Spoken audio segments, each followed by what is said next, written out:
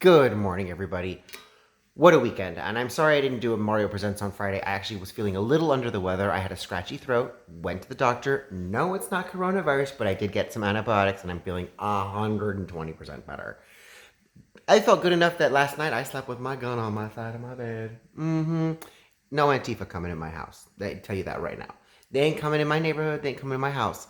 They were all over my mall trying to be all justice, justice, justice. And I don't want to diminish what they're doing. I don't want to diminish their message because their message is one that has a heart, and I get it. They feel wronged because this man was basically murdered on camera. I get it. The president even said, not a good thing what they did. We need to find justice. The president never said, go out there and riot. He never said, go out there and, destroy property. He didn't say any of that. And he actually encouraged the peaceful demonstrations, and he said, I'm going to have the FBI investigate it. So I don't know what more you would want the president to do other than hang the person himself. I mean, I think that's what they are really looking for, is so that they can see him hanging from the gallows themselves. And I don't think that's not what our country's about. You remember, you have that innocent until proven guilty, regardless if there's a video of it. You have to be tried by a jury of your peers.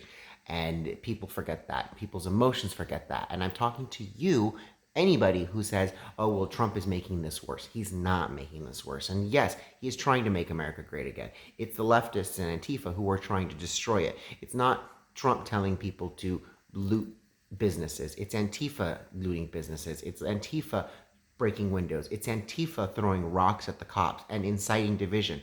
It's patriots who are standing with the cops. It's BLM who is standing with the cops and saying, no, don't attack these people. They have a job to do. No, don't destroy our neighborhood. I'm seeing these live videos coming out of all over the country, and I see black voices. Hey, white kids, why are you spraying up that wall? Don't put BLM on that shit. That's not what we do. Hey, white kids, what's with this pile of bricks? This wasn't here. This is not okay. Hey, why is that white man paying these blacks to go destroy things? That is not okay. These videos are out there and they're going to be exposed. Project Veritas even did a big expose when Bernie Sanders, when they found out that he was recruiting Antifa. They even said, if Bernie doesn't get the nomination, cities will burn. They have that on film. These people have been planning this for a while, and what they're doing is they're trying to give BLM a bad name. And I don't want to say, oh, I'm defending BLM, but I am defending BLM because a good majority of them were nonviolent. They don't want to destroy things, but a couple bad eggs ruin it, and we see it. The left will say it about us when they say, oh, they're all racist, white, homophobic, bigoted, blah, blah, blah, blah, blah. And then they go, look at Charlottesville. Well, okay, yeah, one or two. Well, guess what? We're going to do the same thing. We're going to say, look at you guys, all looters and thugs and rioters, and look at every single instance. But it's not every single instance. It's individual cases inside. And we need to focus on the ones that are saying, stop the looting, stop destroying, protect the cops, because that's what's going to then heal our nation. The one thing that our country fears more than anything else is the right and the left actually getting along. And that's what Donald Trump was actually doing. He's going to continue doing it. He's going to start healing our nation, and he's been healing our nation.